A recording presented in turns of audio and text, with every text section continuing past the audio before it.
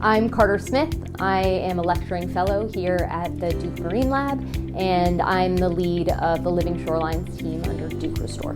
Living shorelines are really this broad umbrella term to describe different shoreline protection strategies that harness the natural capabilities of coastal ecosystems. When people have a coastal erosion issue, they tend to build a hard fixed wall. And what we now know is that these hard fixed walls have a lot of consequences for biodiversity, and also especially in the context of climate change and sea level rise, these walls are really problematic. The latest estimates are that about 14% of the US shoreline is already hardened with conventional infrastructure. This living shoreline on Pivers Island was constructed about 20 years ago by folks at NOAA. It involves a slightly offshore breakwater made out of large granite rocks so that the fish can still access the marsh that's behind the structure. Living shorelines are really designed to still solve the solution of protecting against coastal erosion and flooding while providing biodiversity. They're designed to sort of mimic natural ecosystems and natural processes. Hi, my name is Laura Exar. I am a second-year MEM and I'm a lab tech in the Silliman Lab, and I also have been helping out with Duke Restore.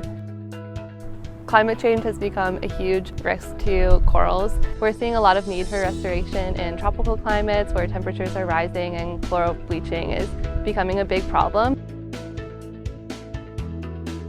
So the Duke Restore team is working on one of Duke's first coral restoration projects with the eventual goal of having our own coral nursery here at the Marine Lab. We built a coral tree last year at the main campus and then brought it here in Beaufort to launch it with ivory blush corals on the tree. We clean the coral tree about once a week to keep things like barnacles from growing on it, and also keep the sediment down. It's important to keep the coral clean so they can start to grow and get established. Since putting the tree in May, we've had a whole host of biodiversity growing on the tree. So we found urchins and striped barnacles, different kinds of sponges. So there's really a lot of other growth happening, which is exciting. One of the reasons that we're testing out coral restoration here in North Carolina is because there hasn't been much done in temperate climates. A lot of people don't even know that North Carolina has corals. So it's also an educational and outreach opportunity to share that we do have corals here in North Carolina and that it's an important part of the benthic habitat here.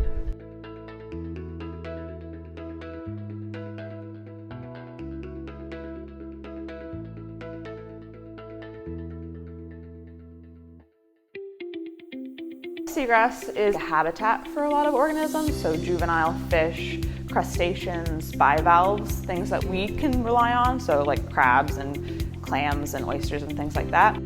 Seagrass specifically serve as a really important nursery ground for a lot of commercially and recreationally important fish and other species in general. And in recent decades, with global warming, pollution, and other stressors to their environment, they've declined around 30% globally.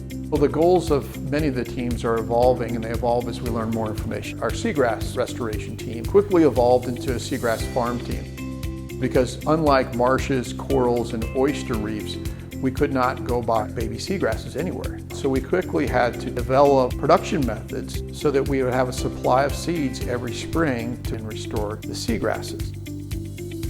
Climate change impacts on the world's ecosystems, including the places where humans live, is rapidly increasing.